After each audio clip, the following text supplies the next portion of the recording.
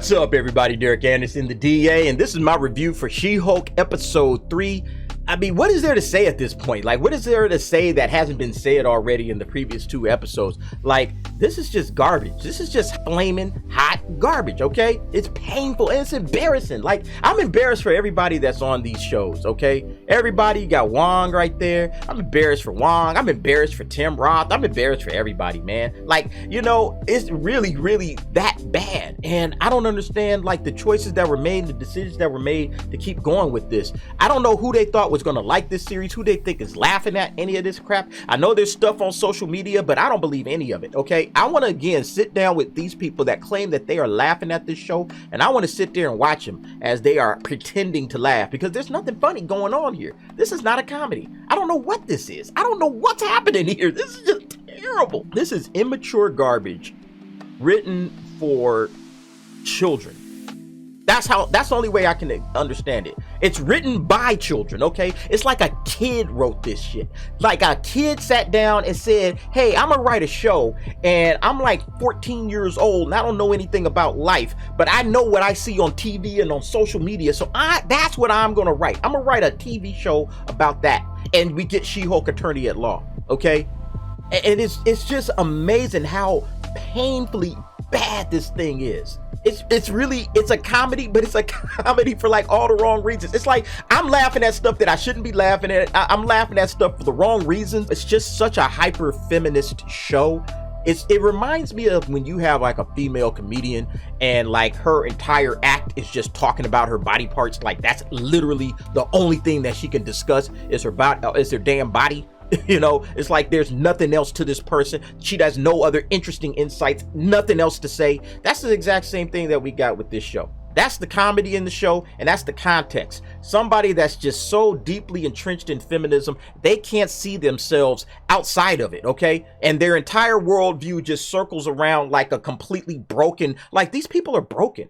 Like, it might be actually sad when you watch a show like this come out. Like, you realize that the people that are working behind the scenes, like the writers and the directors and all those folks that put this show together, are coming from a place of like brokenness. Like, these are broken, defeated people, like, because this show reflects the mentality of somebody that has just been broken down by life. Like life has just been punching them in the head. They stepped into a world they just wasn't ready for, you know what I mean? Like they stepped into this man's world and they're just defeated. You know, they just defeated. They lost. And then somebody gave them a microphone and they're gonna tell you how mad they are. Like you stepped into a world, not just the male world, but you stepped into a world of comic books. You don't understand that. You stepped into a world of lawyer drama. You already said you don't understand that. These people are defeated. They don't know what they're doing, and they're just making a mockery of the Marvel Cinematic Universe. Not that Marvel was having any problem doing that anyway, but I mean, this is like literally the worst thing that Marvel has done. Hands down, by far, it is not even close. It's like I look at Tim Roth, and man, Tim Roth just has to be sitting there asking some serious, like, how did I end up here? How did I end up in this situation? How did I end up having to say yes to this? Because, I mean, you know he has to be, and I didn't realize that the man is making money. I get it. I know. He took it. It's a paycheck. I get that. But the man won a BAFTA for Rob Roy, for God's sakes, man. I mean, the guy's a legitimate actor. Rob Roy is a great movie, by the way, if you haven't seen that. I mean, the guy is a legit actor, and he's over here doing this shit. I'm like, how did you end up in this situation, bro? He's probably sitting up there, man, a lot of bad choices, man. A lot of bad choices led me to this point. Like, it gets to the point where you just got to be able to say no as an actor. Even though it's a paying gig, you got to be able to say no to just trash. You know, you got to be able to say no to the trash, right? Like, wait, hold up. What is this thing about? Oh, no, I'm not interested in that. No. You're going to make a lot of money. Let me see the script. Oh, hell no. I'm out. Lose my number, please. Like I said, I'm embarrassed for every person that's involved with this show. So as you know, it's basically she's trying to get this dude out of jail, and they go on this trial. There could have been such an interesting story about trying to get the Abomination out of trial. I've said it before, there's so many different layers that you could have attacked it with. They attacked it with goofiness. It's just such a bad look for Marvel to come at this. But yeah, nothing interesting going on, nothing funny, nothing, you know, it's just all pointless. You know, it's just all pointless. And so they bring Wong in, and Wong is just sitting there acting like a complete idiot the entire show. He's like, they've completely made him like a moron. Like, Wong is just popping in and is showing up late. They don't know what he's doing, and he's just making dumb jokes, and he's just acting stupid. Like, they're just, again, like, Wong is like, you know, one of the smartest characters, or should be one of the smartest characters in the MCU, and he just comes off like a moron here. I mean, it's just embarrassing from that standpoint. Like, what are you doing to Wong?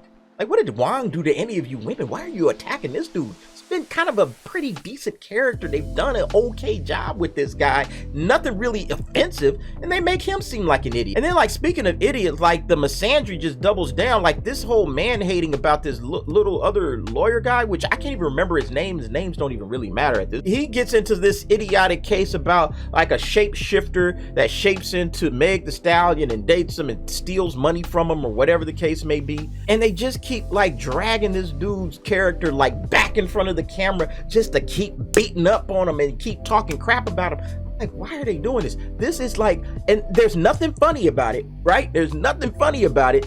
There's not one time I've cracked a smile at anything, and then they just resort to this little twerking crap at the very end in the post-credit scenes. I guess we're supposed to be, like, curious about who's the client that hired the Wrecking Crew to steal She-Hulk's blood. I don't care. I absolutely don't care. There's nothing in this show that is interesting whatsoever. It's just a bunch of bad jokes. Like I said, the only thing good about it is these episodes are pretty short, so they're not like a painful thing. I mean, you know, if you don't have anything to do, if you had a bad burrito and you're gonna be in the bathroom for a minute, hey, just why not? Hey, all right, I got She-Hulk. Let me pop it up on the phone and check it out. I'm gonna be here for about 25 minutes anyway, so let's just go ahead and take care of that. I mean, yikes, man, this is bad.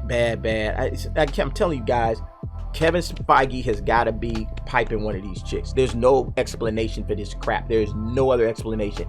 The misandry, the feminism, the terrible jokes. This is just bad on levels. And then, like I said, to have Meg the Stallion coming up in here again, these are feminist icons, right? And they're out here twerking. But then, like, in two breaths, they're going to be sitting up here crying about men looking at them as sex objects while you got women twerking on the damn show. And it's like, yeah, you started this twerking shit. We didn't start doing this. You started doing this because you want to be seen as a sex object. That's why you sitting up there wiggling your butt on the show. That's why you're doing it, because you want to be seen as a sex object. But then when they say, well, why are they looking at us as a sex object? I mean, come on, man. It's like all of those articles just kind of go up in smoke when they make this kind of stuff. And I love it. I absolutely love it. And this thing is getting absolutely roasted all over social media. And yeah, the review bombers were right, weren't they? Yeah, y'all laughed at them review bombers and say, oh, they're just a bunch of misogynist males. They hate women. And then this crap comes out. What do you got to say now for those that were against the review bombing? Yeah, you can't say much anymore. But anyway, folks, that'll do it for me. What did you think about She-Hulk episode 3? I can't wait to episode 4, just for the fact that this thing is just getting worse and worse all the time. I'm enjoying every single minute of laughing and destroying this crap because it deserves it, man. It deserves it. They deserve every piece of all the negativity that's coming out about this show. But in any way, folks, go ahead, drop down, give me your comments, your suggestions and thoughts, and thanks for watching. See you next time.